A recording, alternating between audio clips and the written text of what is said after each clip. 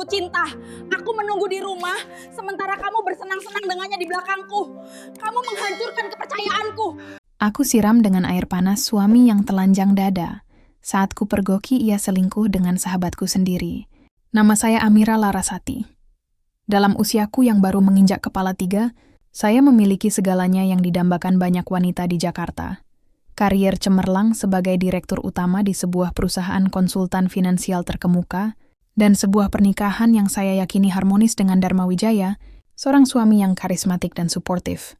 Ditambah lagi, ada Vina Kirana, sahabat karib sejak masa kuliah yang selalu ada, seolah hidup saya sudah mencapai kesempurnaan sejati. Malam itu seharusnya menjadi puncak kejayaan. Saya berdiri di panggung megah menerima piala untuk inovator bisnis terbaik tahun ini. Kilatan kamera dan tepuk tangan gemuruh terasa memabukkan. Dharma, suami saya, memeluk saya erat di depan umum, wajahnya memancarkan kebanggaan. "Istriku memang yang terbaik, sayang," bisiknya, penuh cinta. Di sisi lain ruangan, Vina tersenyum bangga, matanya berkaca-kaca seolah ikut merasakan kemenangan saya. Kami mengadakan pesta pribadi kecil setelah acara besar itu. Namun di tengah gemerlap sampahnya dan tawa, saya melihat Vina gelisah. Ponselnya terus bergetar. Ia berkali-kali melirik Dharma. Ketika saya tanya, Vina hanya beralasan butiknya sedang bermasalah dan ada urusan mendesak. Saya mengangguk maklum. "Pergilah, Vina. Masalah butikmu pasti lebih penting dari melihatku mabuk kemenangan," canda saya, memberinya pelukan. Sekitar 1 jam kemudian, ada perasaan tidak enak yang menyergap. Saya memutuskan menyusul Vina ke rumahnya di kawasan elit Pondok Indah, berniat memberikan kejutan, mungkin menawarkan bantuan finansial yang serius. Saya tahu butiknya memang sedang kesulitan parah. Saya tiba di depan rumah Vina. Lampu teras dimatikan, namun ada cahaya lembut dari dalam. Saya mengetuk, tetapi tidak ada jawaban.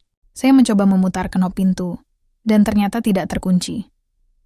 "Vina, ini aku Amira, kau baik-baik saja?" Panggil saya.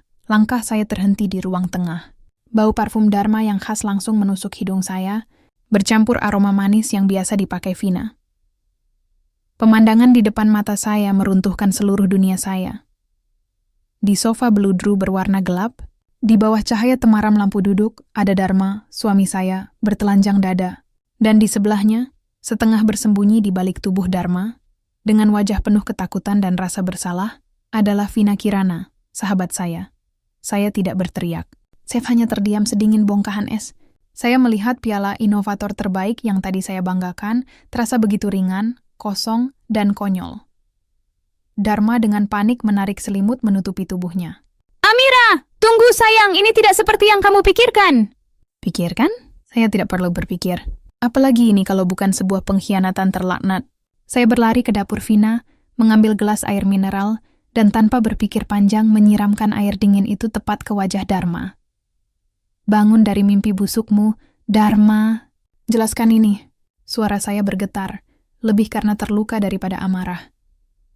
Dharma menyeka wajahnya, matanya penuh kepanikan yang berubah menjadi pembelaan diri. "Aku minta maaf Amira, aku merasa kesepian. Kau tahu betapa sibuknya dirimu?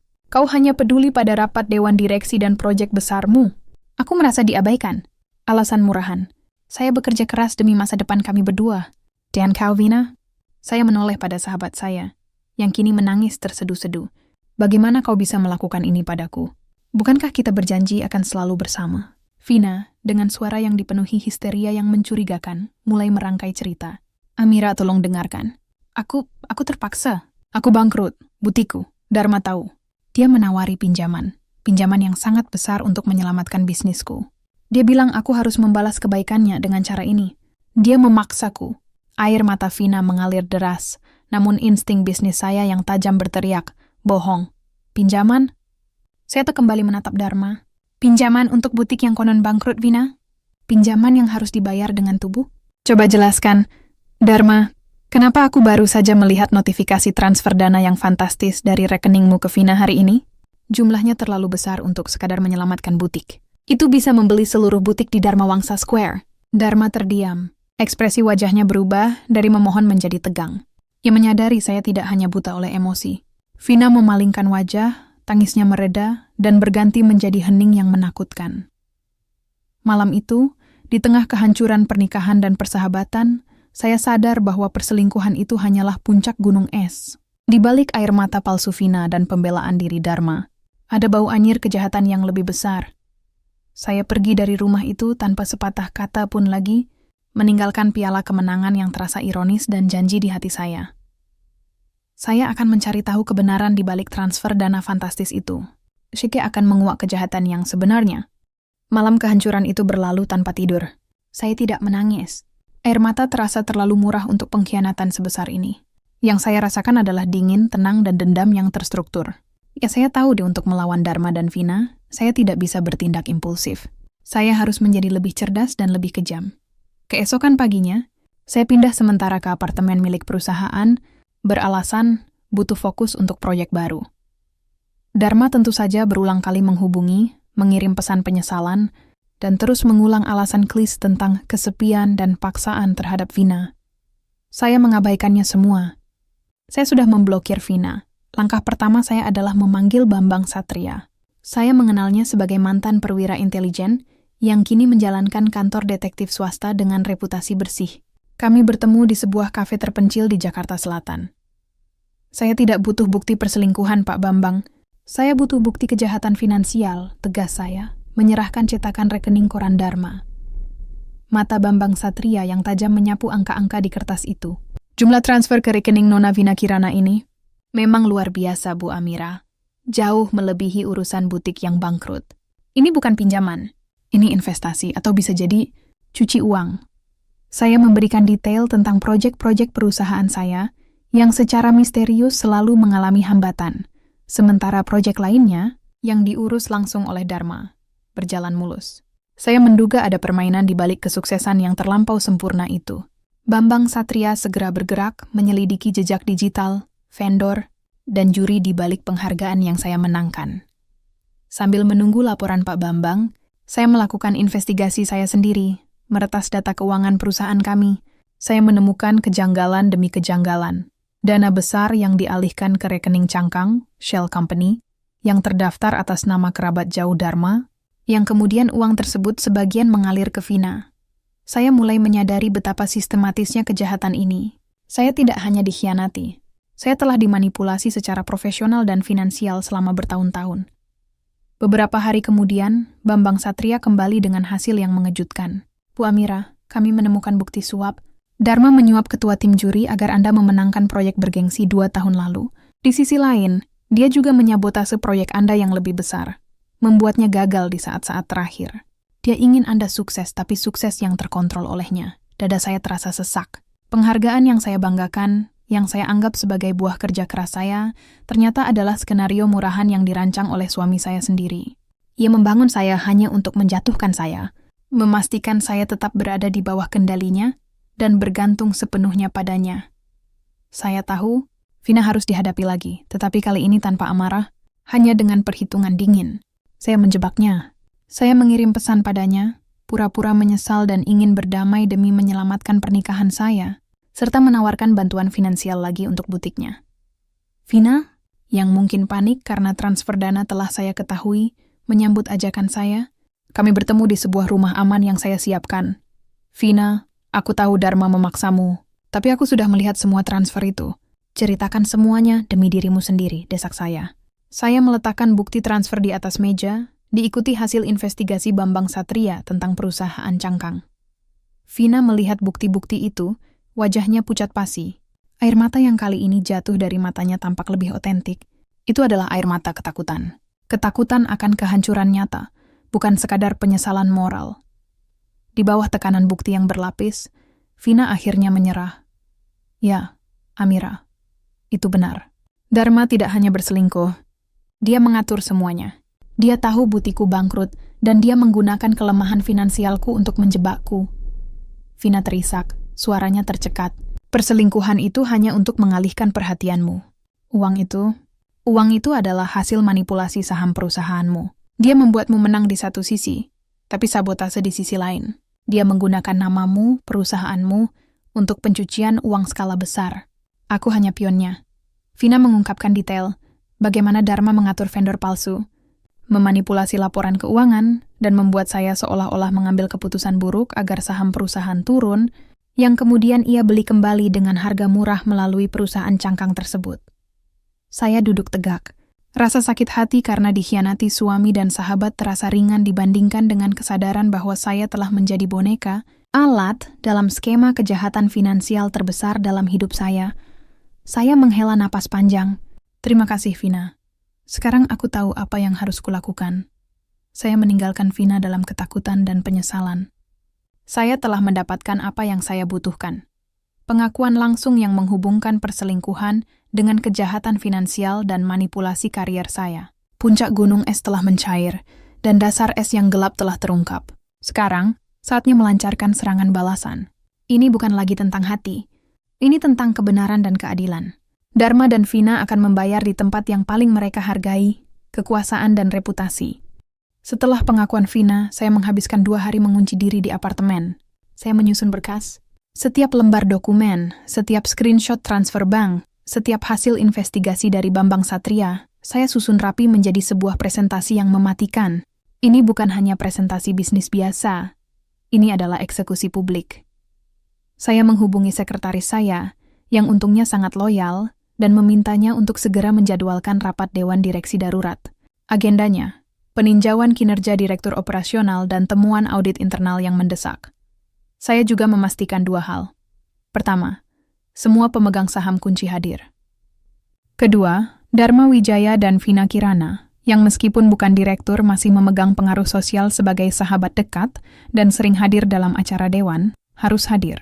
Vina awalnya menolak, tetapi saya mengancamnya dengan rekaman pengakuannya, membuatnya terpaksa datang dengan wajah pucat.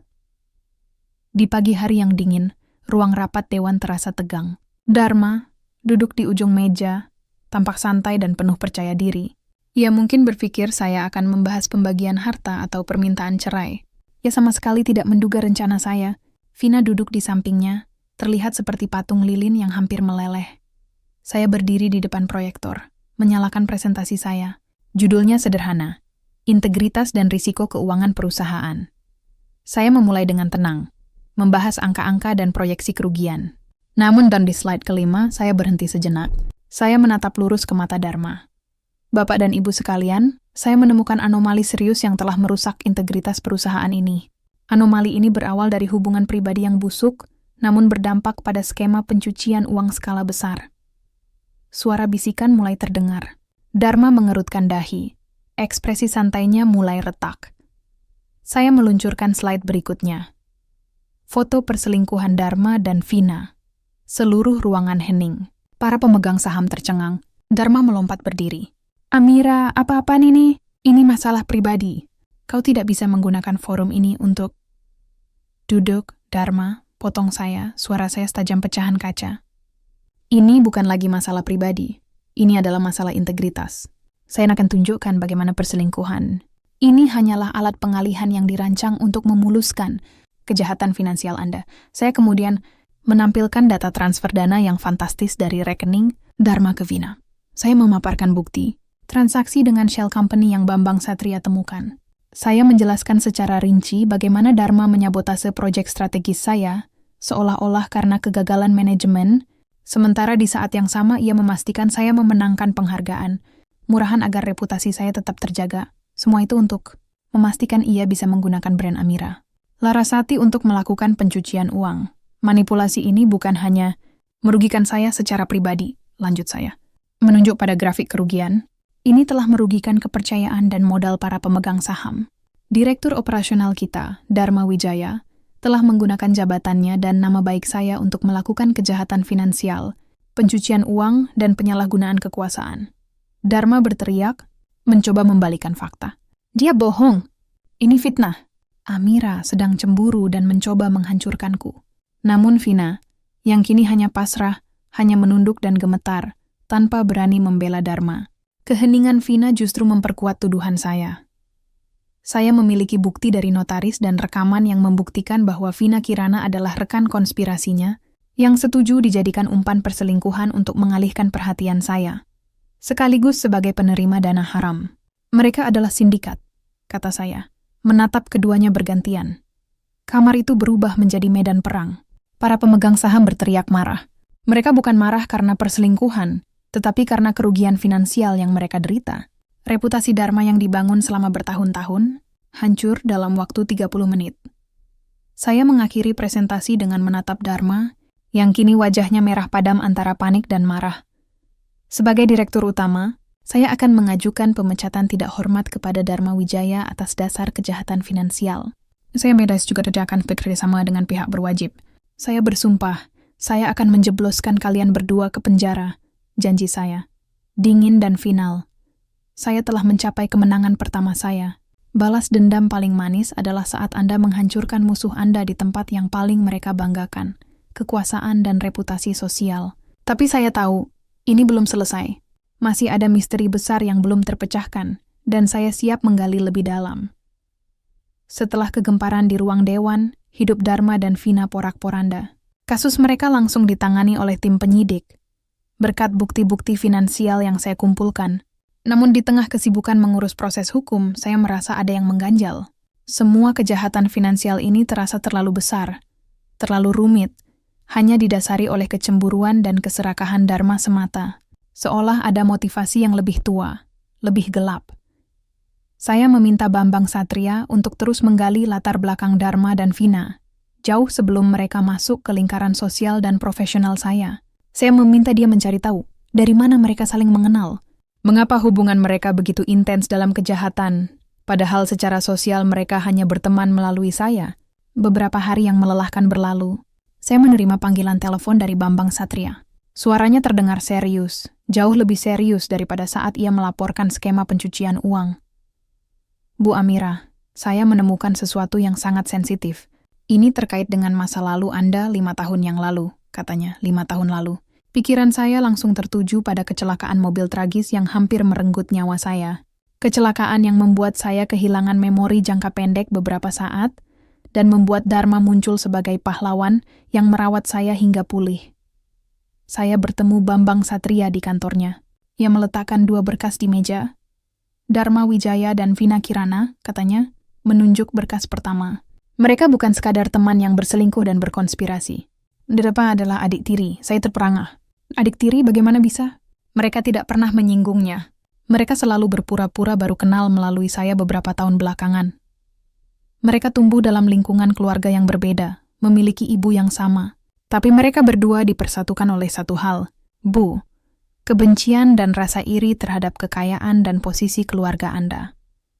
Mereka menyusun rencana ini jauh sebelum Anda dan Dharma menikah, sebagai upaya untuk menguasai harta warisan Anda, jelas Bambang Satria. Dunia saya terasa berputar. Pernikahan saya, persahabatan saya, semuanya adalah jebakan yang dibangun oleh 2 orang yang terikat darah, namun bersatu dalam kebusukan. Lalu Bambang Satria membuka berkas kedua, isinya laporan polisi lama dan foto-foto mengerikan. Foto kecelakaan mobil saya 5 tahun lalu. Bu Amira, kecelakaan itu bukan kecelakaan. Itu adalah upaya pembunuhan berencana yang diatur oleh Dharma dan Vina. Mereka ingin melumpuhkan atau membunuh Anda agar Dharma bisa menguasai warisan sepenuhnya sebagai suami Anda. Napas saya tercekat. Saya merasa mual. Itu bukan kecelakaan. Itu adalah rencana untuk menghapus saya. Dan Dharma, pria yang tidur di sebelah saya, yang mengaku mencintai saya, adalah perencananya. Kejahatan mereka gagal total, lanjut Bambang Satria, sambil menunjuk ke sebuah nama dalam laporan polisi. Bayu Aditama. Siapa dia? Tanya saya. Suara saya hampir tak terdengar. Dia adalah saksi mata, Bu. Saat itu dia seorang pengemudi ojek daring yang kebetulan melintas. Dia melihat mobil Dharma dan Vina meninggalkan lokasi dengan kecepatan tinggi sesaat sebelum kecelakaan Anda. Dia yang pertama kali menghubungi polisi dan meminta bantuan. Tindakannya yang cepatlah yang menyelamatkan hidup Anda. Rupanya, Dharma menyadari kegagalan rencananya. Ketika mengetahui saya selamat, ia segera mengubah taktik. Ia mendekati saya, berpura-pura menjadi pahlawan yang menemukan dan menyelamatkan saya di lokasi kejadian, mengambil peran perawat yang setia, menanti waktu yang tepat untuk menguasai harta saya dari dalam. Rasa sakit karena perselingkuhan dan manipulasi finansial lenyap, digantikan oleh kengerian mendalam dan kemarahan membara. Saya tidak hanya kehilangan uang dan kepercayaan, saya hampir kehilangan nyawa dan penyelamat saya ternyata adalah pembunuh saya. Temukan Bayu Aditama, Pak Bambang. Sekarang juga, perintah saya. Saya butuh Bayu. Saya butuh kesaksiannya untuk menjerat Dharma dan Vina dengan tuduhan yang sebenarnya, percobaan pembunuhan. Plot twist ini telah mengubah segalanya. Ini bukan lagi sekadar skandal korporat, ini adalah drama hidup dan mati. Saya adalah target, dan musuh-musuh saya adalah adik tiri yang terperangkap dalam dendam masa lalu. Saya harus memastikan mereka tidak bisa melarikan diri dari keadilan. Berbekal informasi dari Bambang Satria, proses pencarian Bayu Aditama tidak memakan waktu lama. Saat kami bertemu, Bayu, pria sederhana dengan mata yang jujur, langsung mengenali saya. Ia menceritakan kembali malam kecelakaan itu dengan detail yang menyakitkan. Ia melihat mobil Dharma dan Vina, plat nomornya, dan menyadari ada yang tidak beres karena mereka tidak berhenti sama sekali. Dia tidak berani melapor saat itu karena Dharma adalah figur kuat, tetapi ia tidak pernah melupakan kejadian tersebut. Saya selalu mengikuti berita Anda, Bu Amira. Ketika saya melihat berita tentang kasus Bapak Dharma, saya merasa harus bertindak.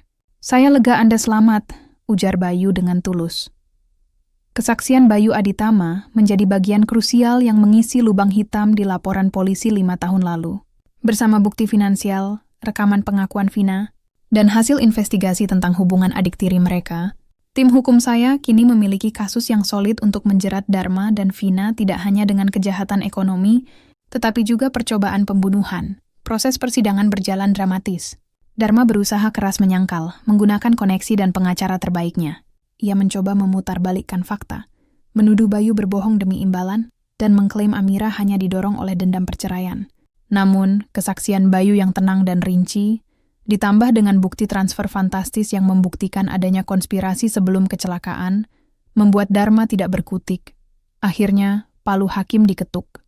Dharma Wijaya dan Vina Kirana dinyatakan bersalah atas kejahatan finansial, pencucian uang, dan konspirasi percobaan pembunuhan. Mereka dijatuhi hukuman penjara yang berat. Di tengah sorotan media yang luar biasa, saya meraih keadilan formal. Kemenangan ini terasa manis. Saya telah membongkar kebohongan, memulihkan nama baik, dan memastikan bahwa para pengkhianat itu membayar mahal atas kejahatan mereka. Namun, setelah semua huru-hara itu mereda, saya menyadari ada kekosongan yang tersisa. Keadilan di mata hukum tidak sepenuhnya membebaskan hati saya dari rasa sakit, kemarahan, dan dendam yang mengikat. 2 bulan setelah vonis, saya mengambil keputusan yang mengejutkan banyak orang, termasuk Bayu dan Bambang Satria. Saya mengunjungi Dharma dan Vina di penjara. Ruangan kunjungan terasa dingin dan lembab. Dharma, yang tadinya gagah, kini terlihat menyedihkan. Vina hanya menunduk. Saya menatap mereka, tanpa amarah, hanya kekosongan. Saya datang bukan untuk mengejek kalian, ujar saya, memulai pembicaraan dengan suara datar. Hukuman kalian sudah diputuskan. Saya sudah mendapatkan keadilan yang saya cari. Dharma mendongak, matanya penuh air mata penyesalan yang terlambat. Amira, saya minta maaf. Saya salah. Saya iri, tolong maafkan saya. Saya mengangguk perlahan. Saya memaafkan kalian, Dharma. Saya memaafkanmu, Vina. Mereka berdua terkejut. Tapi ketahuilah, lanjut saya, menegaskan. Saya tidak melakukan ini demi kalian. Kalian tetap harus menjalani hukuman karena kejahatan yang kalian lakukan. Saya memaafkan kalian demi diri saya sendiri. Saya tidak ingin rasa benci dan dendam kalian terus mengikat saya. Saya memilih untuk bebas dari masa lalu yang busuk ini. Kemenangan sejati bagi saya adalah melangkah maju tanpa beban kalian di pundak saya. Saya berdiri, dan saya sudah mengatakan semua yang perlu saya katakan. Saya menolak untuk menjadi korban yang terus-menerus terikat pada trauma masa lalu. Pengampunan ini adalah hadiah untuk kedamaian batin saya sendiri. Saat keluar dari penjara, sinar matahari terasa begitu hangat. Saya merasa ringan, seolah-olah melepaskan beban bertonton dari hati saya. Di gerbang, Bayu sudah menunggu, wajahnya penuh kekhawatiran yang kemudian berubah menjadi kelegaan saat melihat senyum tipis saya. Semuanya sudah selesai, Bayu, kata saya. Saatnya kita melangkah. Babak keadilan telah usai. Kini, saatnya membangun babak baru. Setelah kunjungan ke penjara, sebuah babak baru benar-benar terbuka. Saya kembali bekerja, tetapi dengan perspektif yang sama sekali berbeda. Perusahaan saya, yang sempat terguncang oleh skandal Dharma, kini berada dalam fase pemulihan yang berfokus pada transparansi dan integritas. Saya menjual sebagian besar saham keluarga yang tercemar dan membangun kembali fondasi perusahaan dari nol, membersihkan setiap jejak manipulasi finansial yang ditinggalkan oleh Dharma. Di masa-masa yang paling sulit dan krusial ini, Bayu Aditama menjadi pilar tak terduga dalam hidup saya. Bayu tidak pernah meminta imbalan apapun atas kesaksian heroiknya. Dia menolak tawaran dana besar yang saya berikan, hanya menerima pekerjaan yang saya tawarkan kepadanya di tim keamanan dan logistik perusahaan. Saya hanya ingin memastikan kebenaran ditegakkan, Bu Amira. Itu sudah cukup, katanya kala itu.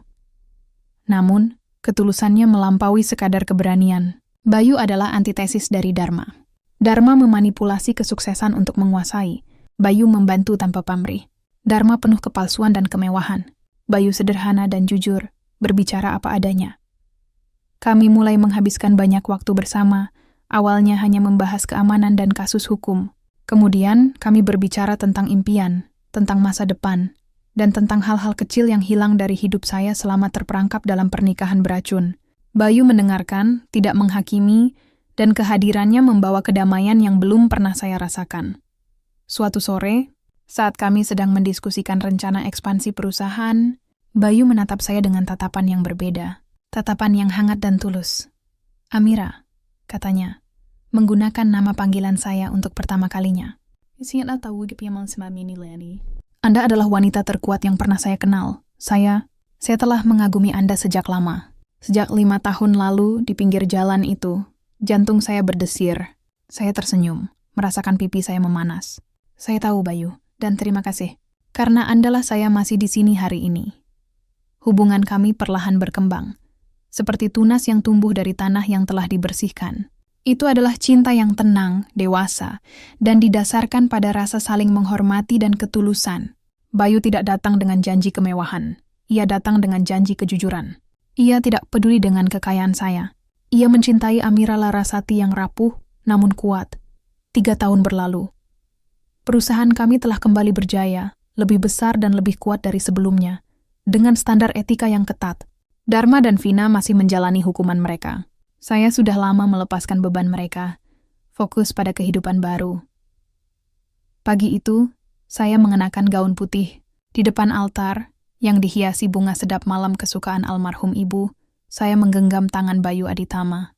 Tangan yang kokoh, bukan hanya karena kuat, tetapi karena dipegang oleh kejujuran. Di hadapan keluarga dan teman-teman, kami mengucapkan janji suci. Ketika Bayu mencium kening saya, air mata bahagia saya tumpah. Ini bukan lagi kemenangan di ruang dewan, bukan lagi keadilan di ruang sidang, dan bukan lagi kebebasan dari pengkhianatan. Ini adalah kemenangan penuh saya. Saya akhirnya menemukan cinta sejati dan ketulusan di tengah puing-puing pengkhianatan tergelap. Hidup saya adalah bukti nyata bahwa kebahagiaan sejati tidak bisa dibeli dengan uang haram, tidak bisa dimanipulasi dengan skenario murahan, dan tidak bisa didapatkan melalui kebohongan. Kebahagiaan sejati hanya ditemukan dalam keberanian untuk melepaskan masa lalu dan membuka hati untuk ketulusan yang murni. Saya, Amira Larasati, memulai babak hidup baru yang penuh harapan.